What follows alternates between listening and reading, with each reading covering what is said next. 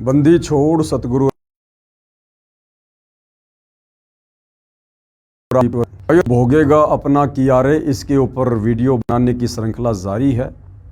इस श्रृंखला में आज हमारा ये अंतिम वीडियो है और इस पुस्तक पर पहले जितने भी वीडियो बने हैं उन वीडियो में हमने बहुत सी शिक्षा प्राप्त की है कि संतों का भक्तों का विरोध करने वालों को, संतों को भक्तों को बेवजह सताने वालों को आगे चलकर कर्म फल के तहत क्या क्या दंड और सजा भुगतनी पड़ती है।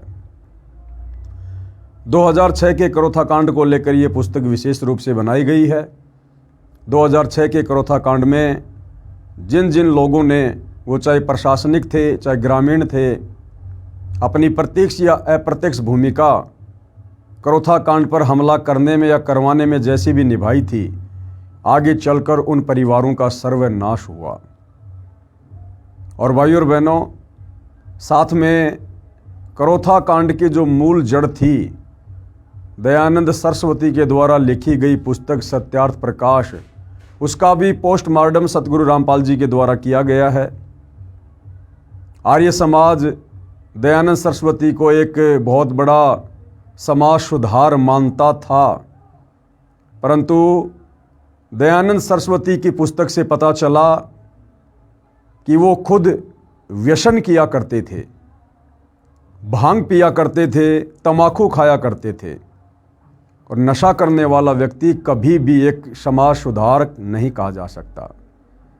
साथ में आर्य समाज दयानंद सरस्वती को वेदों का प्रकांड ज्ञाता मानता था, परंतु सतगुरु रामपाल जी ने उसके द्वारा लिखी पुस्तक सत्यार्थ प्रकाश की वेदों से तुलना करके समाज के सामने दयानंद के अज्ञान की और सत्यार्थ प्रकाश पुस्तक के अंदर जो गंध लिखी हुई है, आर्य समाज महर्षि दयानंद को वेदों का विद्वान मानता था, परंतु सतगुरु रामपाल जी के द्वारा सत्यार्थ प्रकाश के ज्ञान को जो वेदों से तुलना करके समाज को दिखाया गया, तो आज वही आर्य समाज महर्षि दयानंद के अज्ञान को धिक्कार रहा है।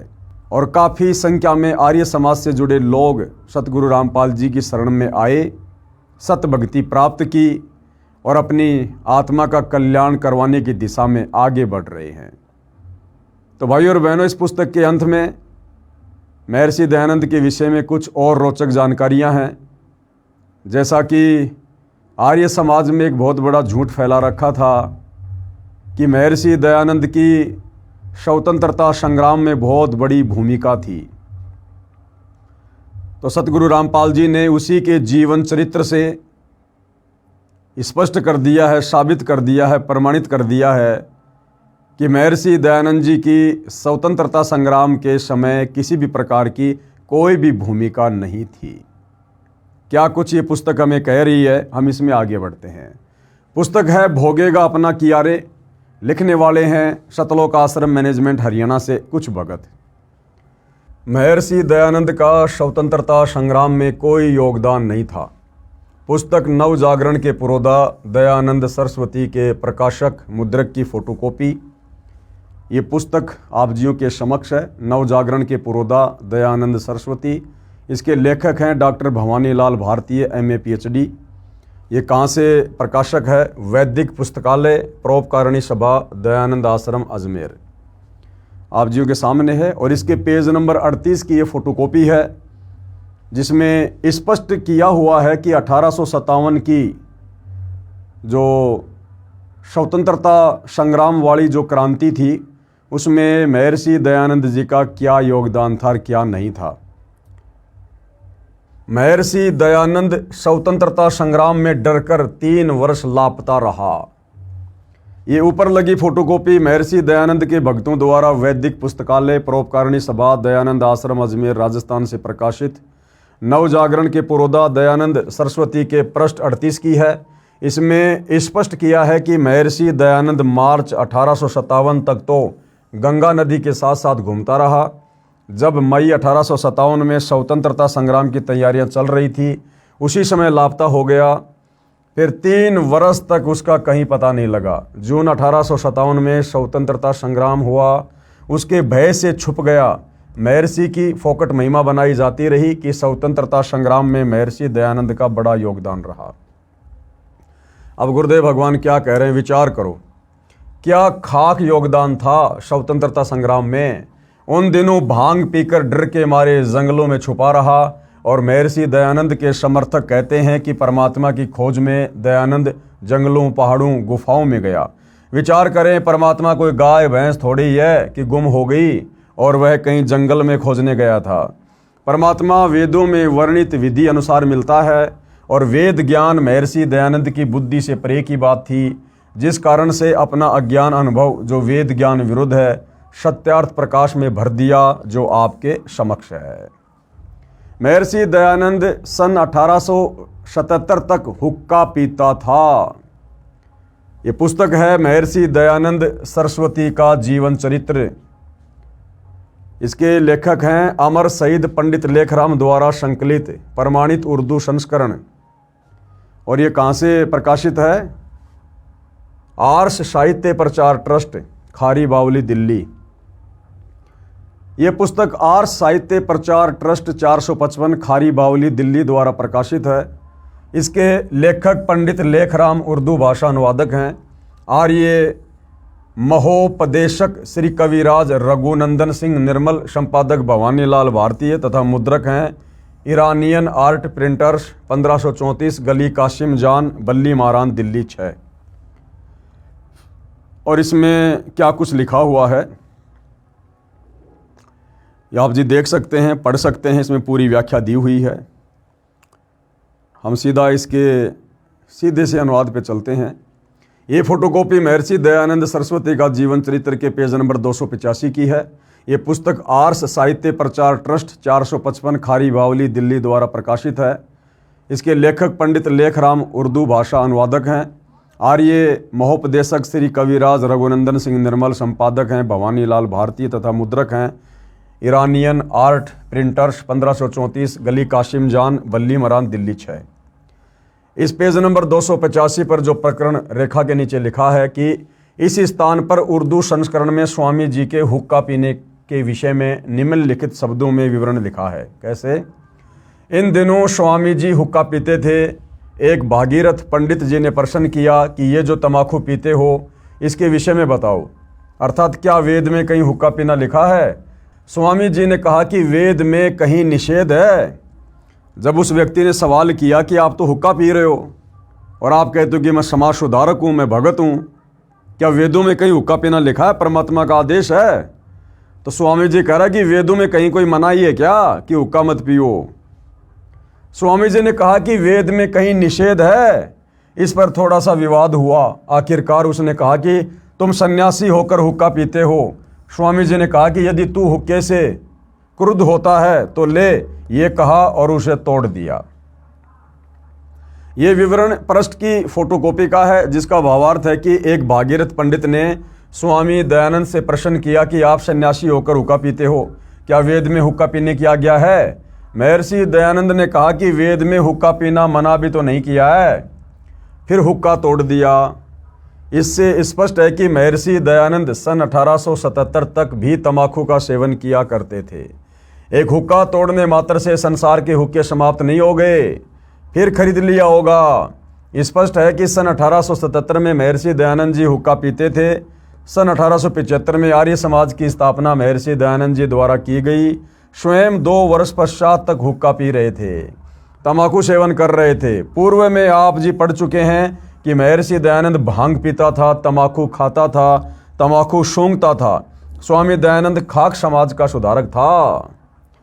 इसी पृष्ठ में रेखा के नीचे लेखक ने टिप्पणी की है कि हुक्का पीने की बात जो पंडित लेखराम जी के द्वारा लिखे जीवन चरित्र उर्दू संस्करण में लिखी है, उसके विषय में भ्रमित करने के लिए लिपापोती करते हुए अनुवादक ने कहा है कि वह विश्वसनीय नहीं लगती।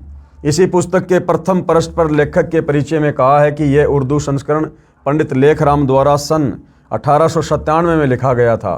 सन 1883 में स्वामी दयानंद जी का निधन हुआ था। भावार्थ है कि स्वामी दयानंद जी की मृत्यु के 14 वर्ष पश्चात ये उर्दू संस्करण वाला जीवन चरित्र लिखा गया था। ये भी लिखा है कि यह हिंदी में लिखा जीवन चरित्र प्रमाणिक तथा ग्रंथ उर्दू से लिया गया है, जो पंडित लेखराम द्वारा लिखा गया था। क्या अन्य सर्वे बातें जो इस ग्रंथ की विश्वसनीय हैं, लेकिन हुक्का पीने वाली विश्वसनीय नहीं है? या तो सर्व ही अविश्वसनीय है, नहीं तो हुक्का पीने वाली भी सत्य ही है, क्योंकि उर्दू वाला सन 1897 का लिखा हुआ है। सत्य यही है कि महर्षि दयानंद को किसी वस्तु का परहेज नहीं था, ये किसी भी कसौटी में खरा व्यक्ति नहीं था। अर्थात भाइयों और बहनों, इस मन के ऊपर लगाम सच्चे सतगुरु की शरण में आने के बाद ही लगती है, अन्यथा कोई चाहे कितना बड़ा समाज सुधारक हो, वो अवश्य गलतियां करेगा ही करेगा। महर्षि दयानंद की दुर्गति से सन 1883 में मृत्यु। अब बताओ, भांग पीने वाले की, हुक्का पीने वाले की, तंबाकू खाने वाले की दुर्गति से मौत नहीं होगी तो क्या भक्तों की होगी? महर्षि दयानंद ने पाप कर्मों का दंड भोगा। पुस्तक दयानंद चरित्र की फोटोकॉपियां आप जी की आंखों के सामने है, देख सकते हैं। पुस्तक दयानंद चरित्र के पृष्ठ 216 की फोटोकॉपी। आश्विन मास में स्वामी जी को एक दिन ठंड लग गई। उस दिन बृहस्पतिवार और एकादशी थी। ठंड के कारण शरीर के अस्वस्थ होने से चतुर्दशी की रात को दयानंद केवल दुग्ध पान करके सोए। रात्रि में 2-3 बार वमन हुई, यानी उल्टी हुई, परंतु वह किसी से भी कुछ न कहकर स्वयं ही आचमन करके सोते रहे। प्रातःकाल उठकर भ्रमण करना दयानंद का दैनिक अभ्यास था, परंतु उस दिन अपेक्षाकृत विलंब से उठे और उठकर एक बार वमन हुई। इस प्रकार वमन पर वमन होने से दयानंद के मन में संदेह हुआ। उन्होंने इच्छापूर्वक बहुत सा जलपान करके और एक बार वमन की, परंतु उससे भी उनकी वमन वृत्ति नहीं हुई। तब दुर्गंध दूर करने के लिए उन्होंने कमरे में अग्नि जलाने के लिए कहा और उस अग्नि कुंड में धूप आदि सुगंधित द्रव्य डालने लगे। धूप आदि की सुगंध से वहाँ का दुर्गंध तो दूर हो गया, परंतु उनके पेट में शूल की पीड़ा आरंभ हो गई। इसलिए डॉक्टर सूरजमल को बुलाया गया। सूरजमल के पीड़ा की कथा को सविस्तर पूछने पर स्वामी जी उदर की असह्य वेदना और पिपासा की कथा पुनः पुनः कहने लगे। यानी उनको बहुत ज़्यादा पीड़ा हो रही थी, पेट में दर्द हो रहा था, सहन नहीं हो रहा था। सारी बातें उन्होंने डॉक्टर को बताई। तब सूरजमल की समझ में ठीक व्यवस्था आ गई और प्रस्थान करने के समय स्वामी जी पर लक्ष्यपात करके ये कहकर चले गए कि आपके समान कोई महापुरुष मारवाड़ में कभी नहीं आए, इसलिए कि मारवाड़ के लोग आपके मातम्य को कैसे समझ सकते हैं। सूरजमल के चले जाने पर उनकी शूल वेदना क्रम से यहाँ तक बढ़ी कि निश्वास प्रवास की क्रिया के साथ उनकी वेदना का वेग बढ़ने लगा। सुतरा निश्वास प्रवास करना स्वामी जी के लिए विशेष क्लेशदायक हो गया। ये फोटोकॉपी दयानंद चरित्र नामक पुस्तक के पेज नंबर 216 की है। इसके लेखक हैं श्री देवेंद्र नाथ मुखोपाध्याय, जिन्होंने सन 1897 में बंगला भाषा में लिखा था। इसका अनुवाद सन 2000 में 103 वर्ष पश्चात बाबू घासीराम MA LLB ने हिंदी में किया। जिस पुस्तक के संपादक हैं डॉक्टर प्रोफेसर भवानीलाल भारतीय। इसके पेज नंबर 216 में लेखक ने स्पष्ट किया है कि आश्विन मास यानी आशोज महीने की बदी एकादशी को महर्षि दयानंद को ठंड लग गई थी, जिस कारण से शरीर अस्वस्थ था। इसलिए 14 को रात्रि में केवल दूध पीकर सोया। रात्रि में उल्टियां लगी, फिर डॉक्टरों का आना आरंभ हुआ, लेकिन दवाइयों से कोई लाभ नहीं मिला। पेट का दर्द बढ़ता ही चला गया, क्योंकि भाई उनके पाप कर्म बहुत ज़्यादा बढ़ गए थे। श्वास लेना भी कठिन हो गया। इससे ये स्पष्ट हुआ कि महर्षि दयानंद की मृत्यु कांच या विष देने से नहीं हुई, बल्कि ठंड लगने से हुई। यानी दयानंद के शिष्यों ने यह झूठ फैला रखा था कि महर्षि जी की मृत्यु किसी ने उनको कांच पिला दिया, शीशा, जिस कारण से मृत्यु हुई है। जबकि हकीकत क्या है कि उनकी शीशा पिलाने से, कांच पिलाने से मृत्यु नहीं हुई, बीमारी से मृत्यु हुई तथा पाप बढ़ जाने के कारण से हुई। दूसरी दुर्दशाएं पुस्तक श्री मद दयानंद प्रकाश की फोटोकॉपियों में आप पढ़ेंगे कि ये व्यक्ति किस तरह दुर्गति को प्राप्त होकर सन 1883 में मरा, जिसे पढ़कर कलेजा मुंह को आता है। ये पुस्तक है दयानंद चरित्र। इसके पेज नंबर 217 की फोटोकॉपी है। आप जी देख सकते हैं, पढ़ सकते हैं। अच्छे से इसको सतगुरु रामपाल जी यहाँ पर लिखकर बता रहे हैं। इस पृष्ठ 217 की फोटोकॉपी में आप स्वयं पढ़िए महर्षि दयानंद की दुर्दशा। ये पेज नंबर 217 की फोटोकॉपी भी उपरोक्त पुस्तक दयानंद चरित्र से ली हुई है।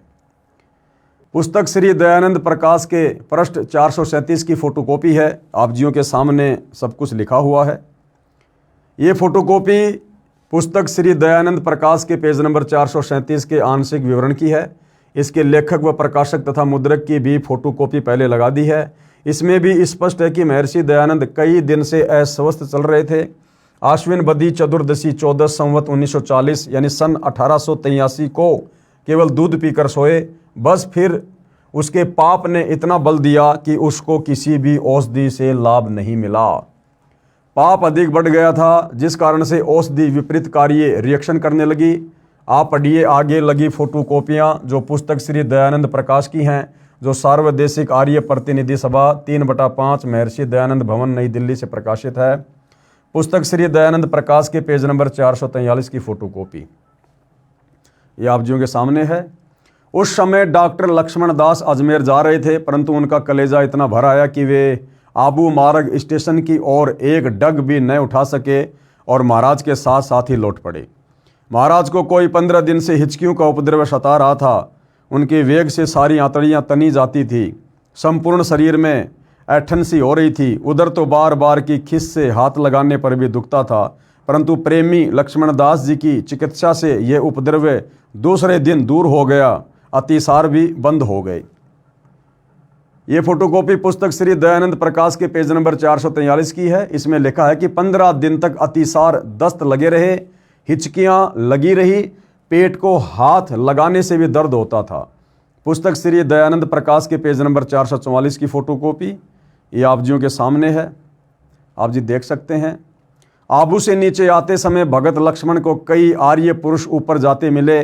उन्होंने भगत राज को पहचान कर उससे भगवान का समाचार, यानी महर्षि दयानंद को ये भगवान कह रहे हैं, तम्बाकू खाने वाले को, भांग पीने वाले को, भगवान का समाचार उतना ही आतुरता से पूछा जितनी से पांडुपुत्र ने श्री कृष्ण का उद्धव जी से पूछा था।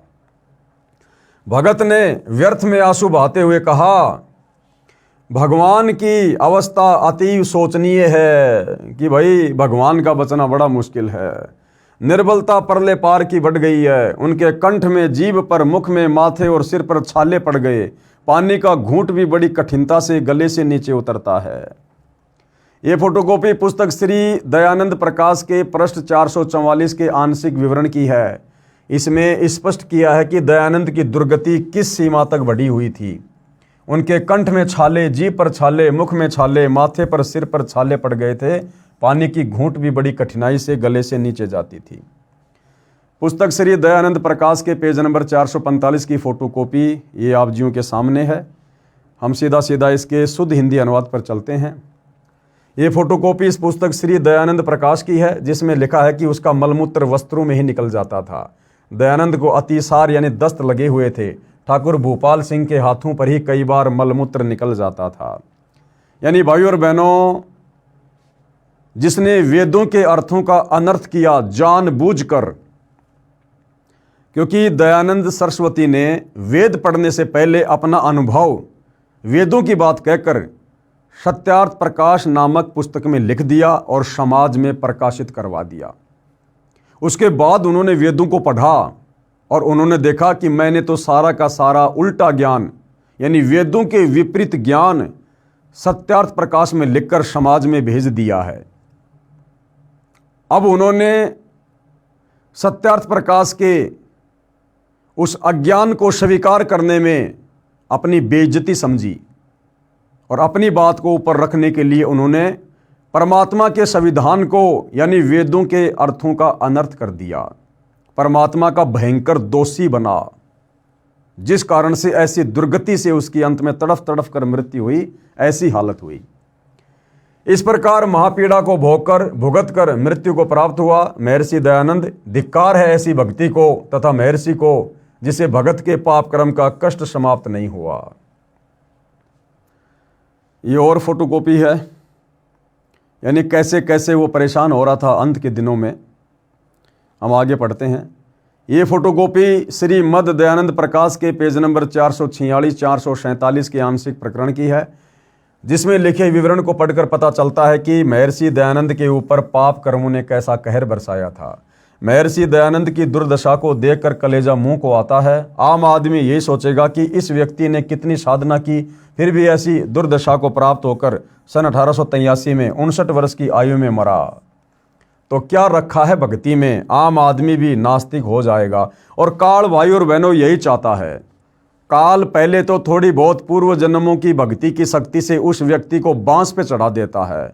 आम जीवों के सामने उसे महापुरुष अवतार बनाकर, भगवान बनाकर उसको सामने प्रस्तुत कर देता है। और अंत में जब उसकी भक्ति क्षीण होती है, उस व्यक्ति की ये काल ऐसी दुर्गति करवाता है, आम आदमी सोचने पर मजबूर हो जाता है कि भैया क्या रखा है भक्ति में, कुछ नहीं है, कहीं भगवान नहीं है। ये कितनी भक्ति करता था, कितना इसको ज्ञान था, हम तो इसके जितनी भक्ति कर ही नहीं सकते, फिर हमारा क्या होगा भक्ति करने से। काल यही चाहता है। लेकिन भाई और बहनों, परमात्मा उस काल का बाप है और परमात्मा ने किस प्रकार से भक्ति को जीवित रखना है और आगे किस प्रकार से परमात्मा ने भक्ति को शिखर पर चढ़ाना होता है, ये उन्हें भली भांति अच्छे से पता होता है। महर्षि दयानंद की दुर्गति का कारण क्या था? महर्षि दयानंद जी ने परमेश्वर कबीर जी की निंदा की तथा उनकी महिमा पर अनर्गल आक्षेप लगाए। प्रमाण के लिए पुस्तक सत्यार्थ प्रकाश के समोल्लास 11 में पेज नंबर 306-307 पर प्रकरण। प्रश्न, कबीर पंथी तो अच्छे हैं, यानी किसी ने सवाल किया दयानंद सरस्वती से कि कबीर पंथी तो अच्छे हैं। उत्तर महर्षि दयानंद का नहीं। उन्होंने कहा कि नहीं, कबीर पंथी कुछ भी अच्छे नहीं हैं। अधिक जानकारी के लिए पढ़िए पुस्तक सत्यार्थ प्रकाश। महर्षि दयानंद की दुर्दांत मृत्यु का कारण यह है कि श्रीमद् भगवद गीता अध्याय 16 श्लोक 23-24 में कहा है कि जो व्यक्ति शास्त्र विधि को त्याग कर मनमाना आचरण करता है वह न तो सुख को प्राप्त होता है, न परम गति को तथा न सिद्धि को ही प्राप्त होता है, अर्थात उसका जीवन व्यर्थ हो जाता है। इसलिए श्लोक 24 में कहा है कि अर्जुन, शास्त्रों में जो प्रमाण है उसी आधार से साधना करने से ही भक्ति का लाभ साधक को प्राप्त होता है। अब महर्षि दयानंद शास्त्रों के अनुसार कैसे भक्ति करता? उसने तो समाज में ये झूठ फैला दिया था कि परमात्मा निराकार है, परमात्मा एक देशीय नहीं है, परमात्मा की भक्ति करने से पाप नाश नहीं होते।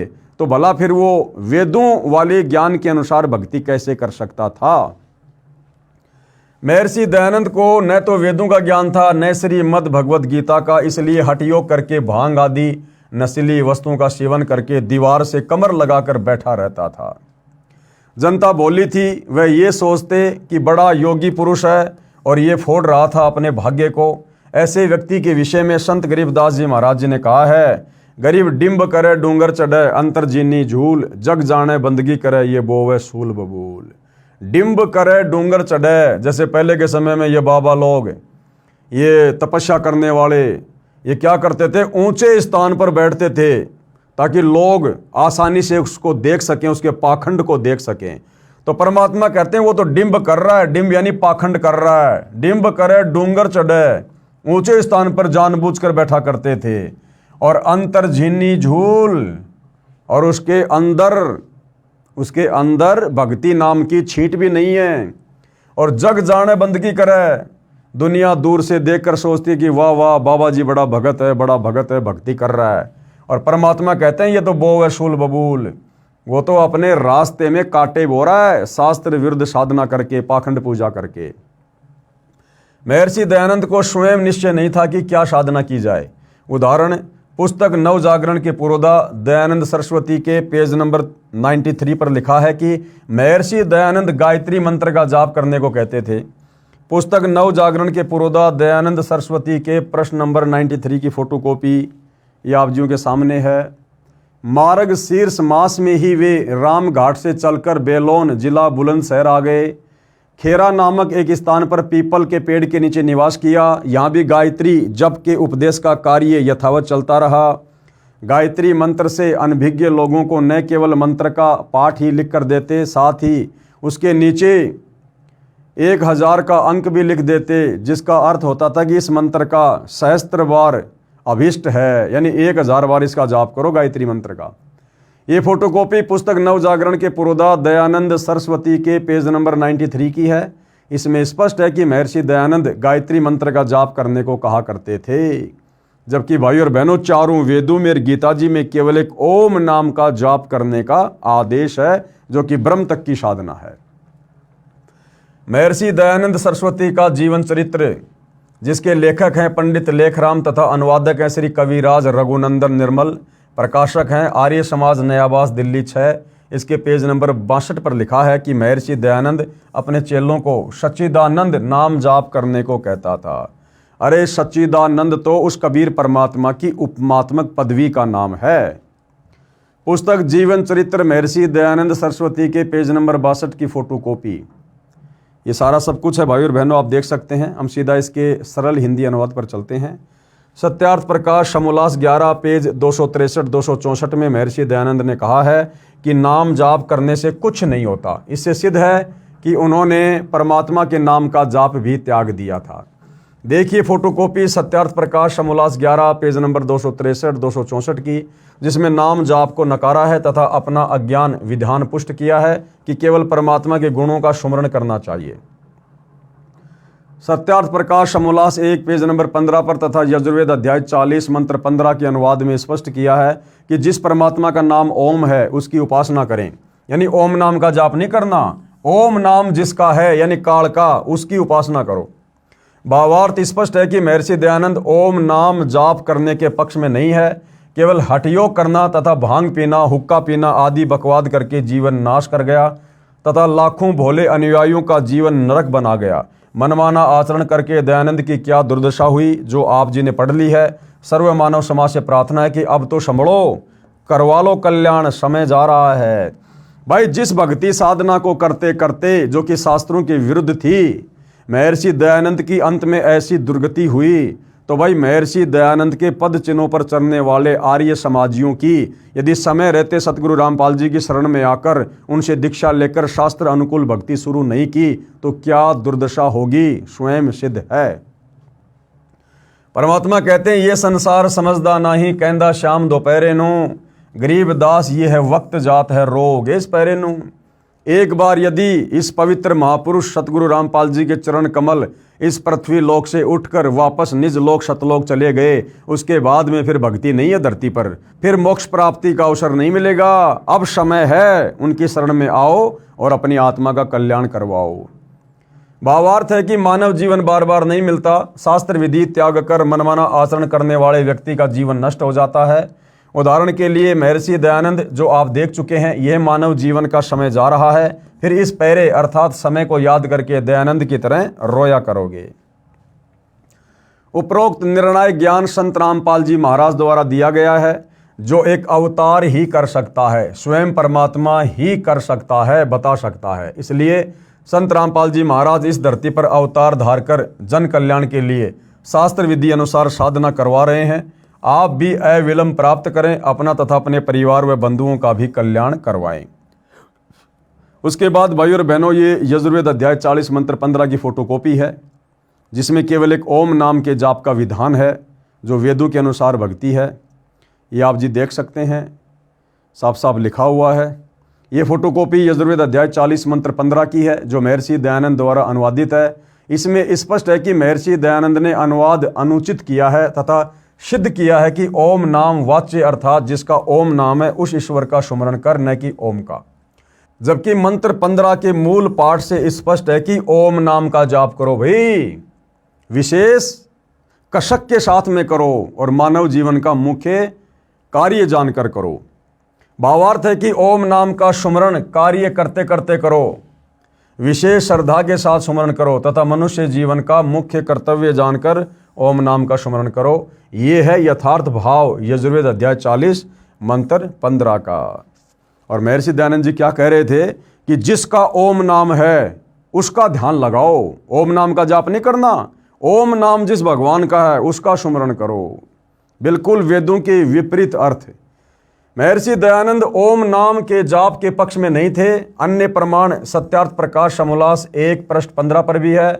कृपया देखें फोटोकॉपी जो नीचे लगी है, इसमें भी स्पष्ट किया है कि ओम जिसका नाम है, जिसका नाश कभी नहीं होता, उसकी उपासना हठयोग करनी चाहिए, न कि ओम नाम का जाप।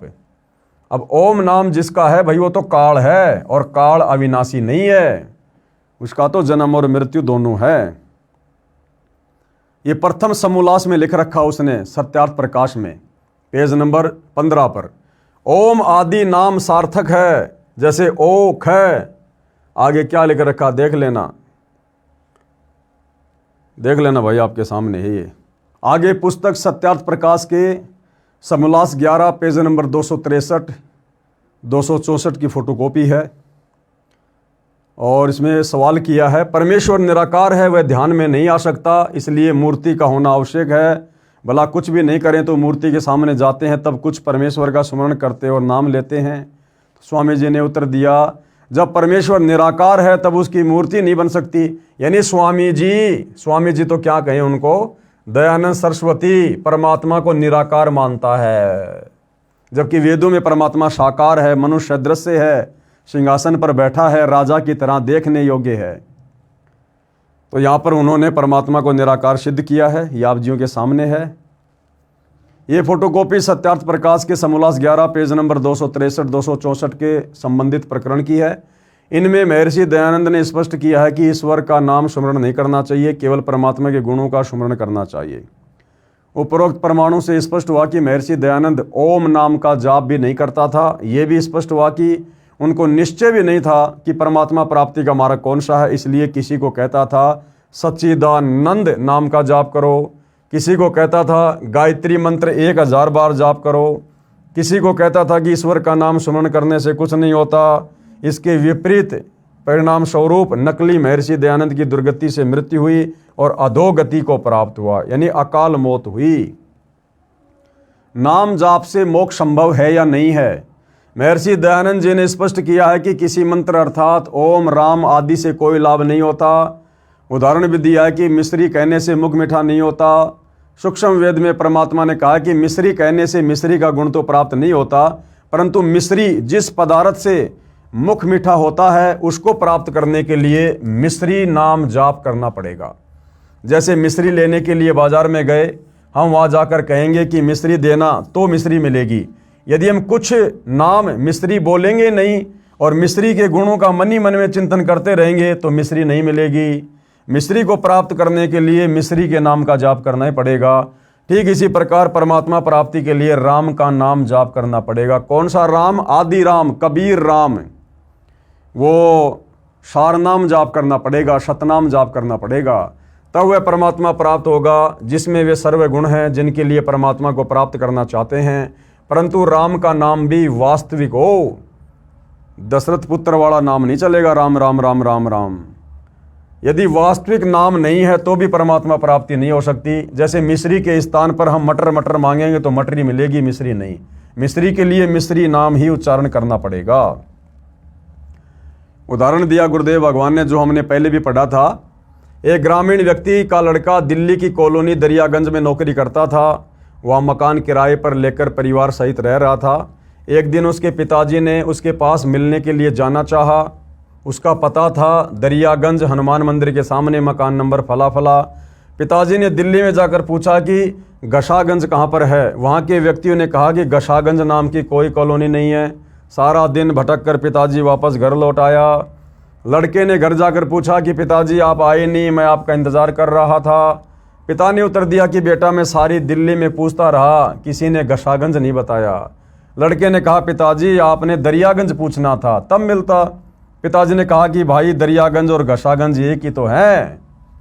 विशेष हरियाणा प्रांत के फरीदाबाद जिले के व्यक्ति दलिए यानी खिचड़ी को दरिया तथा गशा कहते हैं, इसलिए उस ग्रामीण ने दरियागंज के स्थान पर गशागंज नाम से लड़के का मकान खोजना चाहा, जो नहीं मिला। इसलिए वह मकान दरियागंज वास्तविक नाम से पुकारने से ही मिलना था। ठीक इसी प्रकार परमात्मा को भी उसके असली शास्त्र सम्मत नाम से पुकारेंगे तभी मिलेगा। अब राम का वास्तविक नाम कौन सा है, उसके लिए कृपया पढ़िए पुस्तक ज्ञान गंगा। पुस्तक प्राप्ति के लिए इन नंबरों पर संपर्क करें। मेरे पूज्य गुरुदेव स्वामी राम देवानंद जी महाराज 108 वर्ष की आयु पूर्ण करके सतनाम 2 अक्षर का स्मरण करते करते शरीर त्याग गए। मेरे दादा गुरुजी पंडित चिदानंद जी, जिनका आश्रम गांव गोपालपुर में तहसील खरकोदा जिला सोनीपत हरियाणा प्रांत में है, 80 वर्ष की आयु में नाम स्मरण करते करते बैठे बैठे शरीर छोड़कर गए।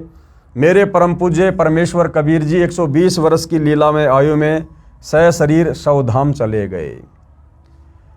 गांव बरहाना में मौत का तांडव, यानी करोथा कांड के बाद करोथा वाले हमले में जिन जिन गांवों के लोगों ने जिस प्रकार की भी गलत भूमिका किसी के बहकावे में आकर या काल प्रेरणा से करोथा कांड के समय निभाई, उन परिवारों के ऊपर आगे चलकर कितना पहाड़ टूटा, परिवार के परिवार सर्वनाश को प्राप्त हुए। ये कुछ यहाँ पर जिक्र किए गए हैं जो हम पहले पढ़ चुके हैं। ये नाम है उसका, उसके पिता का नाम है, और मोटरसाइकिल में दुर्घटना हुई। ये संतू है, जगते उसके पिता का नाम है, हार्ट अटैक से मौत हुई। इस प्रकार से भाई और बहनों सभी को अपना कर्मफल भोगना पड़ा है। हमने इस पुस्तक से यही शिक्षा लेनी है कि हमने कभी भूलकर भी किसी के बहकावे में आकर, किसी के भ्रमित करने से, देखा देखी में, भेड़ चाल में चलते हुए, साधु संत महात्मा तो छोड़ो, हमने आम व्यक्ति की निंदा करके परमात्मा का दोषी नहीं बनना है। अन्यथा हमारी भी उसी दुर्गति से मृत्यु होगी जिस दुर्गति से इन तमाम लोगों की हुई। ये सब आपके सामने है। ये गांव करोथा में मौत का कहर, यहाँ पर भी साफ साफ आप जी देख सकते हैं कितने लोगों ने व्यर्थ में परम संत का जो है विरोध करके और अपनी मौत को न्योता दिया। विशेष पुस्तक विस्तार के कारण और नहीं लिख रहे हैं, अन्यथा और भी सैकड़ों प्रमाण है। समझदार को चाहिए कि गांव में हो रहे कहर से बचने का उपाय करें, किसी की आत्मा नहीं दुखाएं, संत रामपाल जी महाराज के प्रवचन सुने, किसी की बातों में आकर अपने कर्म खराब ना करें। धन्यवाद। तो भाई और बहनों, गुरुदेव भगवान के आशीर्वाद से ये पुस्तक भोगेगा अपना कियारे, इसके ऊपर वीडियो बनाने की श्रृंखला समाप्त हुई। और आप जी भली बात ही समझ गए होंगे कि आप और हमें इस पुस्तक पर बने 9-10 वीडियो से क्या शिक्षा मिली है। हमने उन बातों को याद रखना है और हमने निकट भविष्य में भक्ति मार्ग पर उन गलतियों को नहीं करना है जो गलतियां हमारे से पहले हमारे बड़े बड़े समझे जाने वाले भगत भाई बहन जो शतलोक आश्रम मैनेजमेंट से जुड़े हैं उन लोगों ने की है। तो आप और हमने सावधान रहना है। परमात्मा सतगुरु रामपाल जी की भक्ति को हमने हल्के में नहीं लेना है, मर्यादाओं को बहुत ही ज़्यादा सीरियस लेकर चलना है। और यदि उनके रहते सहते हमारी आत्मा का कल्याण नहीं हुआ, हमें मोक्ष प्राप्त नहीं हुआ, तो भाई और बहनों उनके सतलोक जाने के बाद हम कतई मोक्ष की उम्मीद ना करें। इसलिए पूरी तैयारी रखिए कि मेरा शरीर मेरे गुरुदेव भगवान के धरती पर रहते सहते छूट जाए। यदि आपका शरीर गुरुदेव भगवान के रहते सहते समाप्त नहीं होता है तो भाई और बहनों बड़ा मुश्किल होगा सतलोक का सफर तय करना। उसके बाद वही आत्मा सतलोक जा सकती है जिसने गुरुदेव के रहते सहते उपदेश ले लिया, और उपदेश लेने के बाद यदि उसके गुरुदेव उससे पहले सतलोक चले गए तो फिर उस भगत ने भाई और बहनों आजीवन तगड़े तरीके से मर्यादा में रहना पड़ेगा। अगर जरा भी मर्यादा भंग हुई, कोई भी नियम टूटा, जानबूझ के छोटी सी भी गलती की, वो भगत फिर अपने गुरुदेव की गैर हाजिरी में सतलोक जाने की उम्मीद ना करे। इसलिए भाई और बहनों गुरुदेव भगवान के रहते सहते हम इतनी कोशिश करें, इतना प्रयास करें, ऐसी भक्ति करें कि इस भक्ति के करने से हमारा गुरु भी हम पर प्रसन्न हो और इस काल लोक की जो ये मोह ममता की मोटी दीवार है, काम क्रोध लोभ मोह अहंकार की, ये भी झड़ जाए और गुरुदेव भगवान हमें इस पृथ्वी पर रहते सहते अपने विमान में बैठाकर सतलोक के लिए प्रस्थान कर दें। तो भाई और बहनों, गुरुदेव के आशीर्वाद से इस पुस्तक पर वीडियो बनाने की श्रृंखला समाप्त हुई। आगे परमात्मा जैसे भी दया करेंगे, किसी अन्य पुस्तक के ऊपर वीडियो बनाने की प्रेरणा करेंगे, अवश्य हम उनकी सेवा में हाजिर होंगे। तब तक गुरुदेव भगवान हम सबको आशीर्वाद दे, आज्ञा दे, सद्बुद्धि दे। बंदी छोड़ सतगुरु रामपाल जी परमेश्वर जी की जय हो।